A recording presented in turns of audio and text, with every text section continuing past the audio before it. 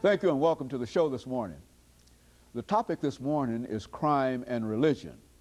And we have with us to talk about crime and religion this morning Dr. CPoe1. Dr. CPoe1 is a psychiatrist in private practice here in Nashville, Tennessee. And of course, Dr. CPoe1, let me welcome you to the show this morning. Thank you very much.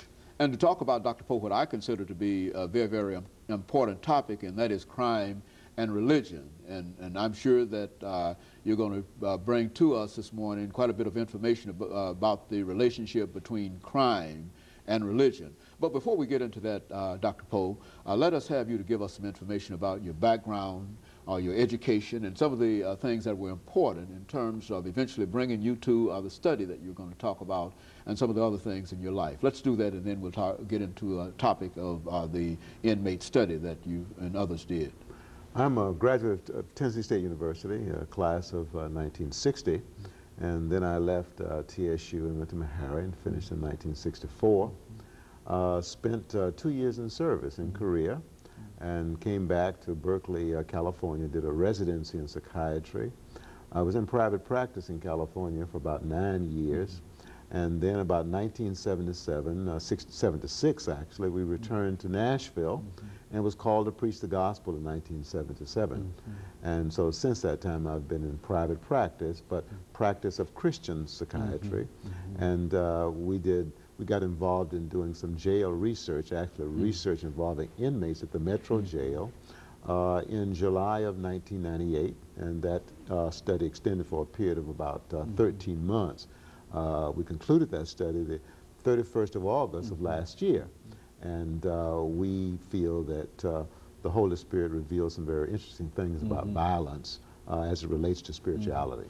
You know, I think, Dr. CPoe1, let's sort of move right into that, dealing with crime and religion, because I think you've already indicated that your ministerial background has given you a special perspective in terms of dealing with this as an issue. And we also noticed that you use the word Christian psychiatry. Explain what you mean by all of that, and then get into how this inmate study came about and that relationship between all of that. Right. Well, when I say I'm a Christian psychiatrist, that means that I integrate my faith in God into my practice of psychiatry. Now, in terms of the research at the Metro Jail, I feel that it was inspiration from the Holy Spirit that we became curious as to what we would find in terms of the deeper understanding of violence if we were to include, in addition to the traditional evaluations such as sociological evaluation, psychological evaluation, psychiatric evaluation, if we were to include in those traditional perspectives a spiritual perspective or a spiritual assessment. So then we assembled a team of investigators, you might say, and we evaluated 25 inmates at the Metro Jail who had been charged with a felony, either robbery, rape, incest, or aggravated assault or murder. And we evaluated them from these various perspectives, but we included a spiritual, and our assumption was on the front end that we would come up with a better understanding of why some people choose violence as a lifestyle.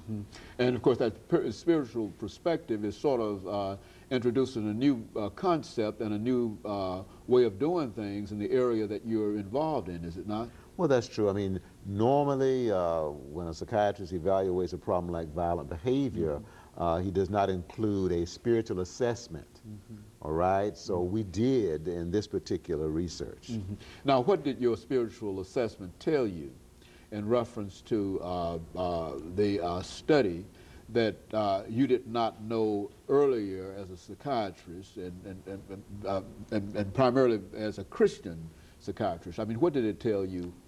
Or did the possibility of you being a Christian psychiatrist add any additional information to that to you? Yes, it did, because one, we did a spiritual survey on each of the 25 inmates, and that was done by a minister, an ordained minister. What we found is that in 92% of the inmates that we assessed, they came out of family situations in which there was clearly a lack of spiritual nurture and guidance on the part of the parents, and especially on the part of the fathers, who in 6 to 8% of these cases was outside of the home, was absent from the home. And so there's a very, very close relationship. What you're saying is that young people who become eventually involved in violence, that there are more of those who never had that Christian, well, that the spiritual experience that you're talking about. Is that what we're saying? Yes, I'm saying that if you look at the spiritual background or the religious background of persons who have a history of repetitive, antisocial, or criminal behavior, what you'll often find is that they've grown up in a family situation in which one or both parents were very self-centered. Mm-hmm. Self-centered means that they were focused on their own needs, mm-hmm. focused on gratifying their own desires, mm-hmm. and therefore did not offer the kind of spiritual role model or the kind of spiritual instruction that a child needs in order to develop a good sense of who he is and a good sense of who God is and what God expects and requires. Mm-hmm.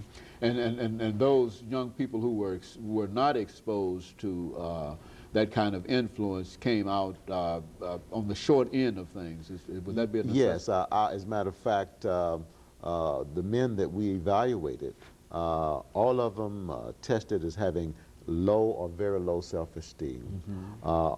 70% of them responded to the question, how do you handle it when somebody mistreats you mm-hmm. or takes advantage of you? 70% of the men we evaluated said, I believe in trying to get even mm-hmm. or trying to get 7-8%. 7-8%, mm-hmm. yes. Mm-hmm. Also, we found in our study that almost all of these men, about 92%, mm-hmm. Suffered from a significant degree of self-hate. Mm-hmm. And so these phenomena are normally viewed as psychological, but I'm convinced that mm-hmm. low self-esteem or very low self-esteem mm-hmm. And self-hate are spiritual phenomena, mm-hmm. okay, mm-hmm. that we see very often in situations, family situations of spiritual neglect, or and where a person neglects utilizing or drawing upon mm-hmm. their spiritual resources, one of which is faith in God and regular mm-hmm. prayer. Mm-hmm. And if more people understood this, is that what we're saying, that perhaps we would be able to deal with some of the real crucial problems that we have dealing with violence in our society? Is that what we're saying? Yes, I'm mm-hmm. saying that self-esteem is a spiritual phenomenon. Mm-hmm. Low or very low self-esteem mm-hmm. are also spiritual phenomena.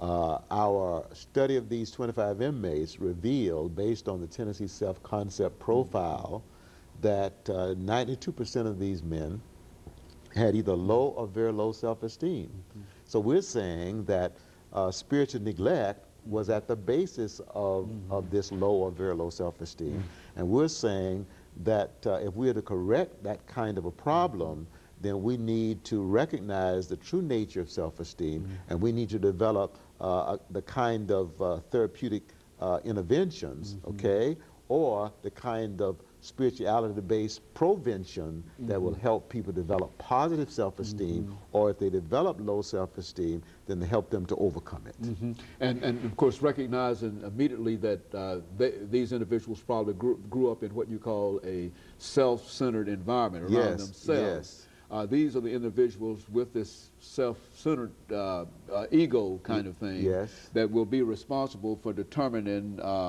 the young people that they have charge of. And of course, if they are no better than being self-centered, the young people could not be exposed to anything. Well, how do you get young people into such activities that would sort of break that tie that they have with those self-centered individuals and open them up to a wider view of things, as you were talking about? Well, I think there have been some studies that have shown that adolescents who attend church on a regular basis mm-hmm. have a lower prevalence rate of drug abuse mm-hmm. and antisocial behavior. Mm-hmm. Very good. Okay? So we know for a fact mm-hmm. that... Let me interrupt here, Dr. Mm-hmm. Poe, for this first commercial break, and we'll be back with you following this short commercial break.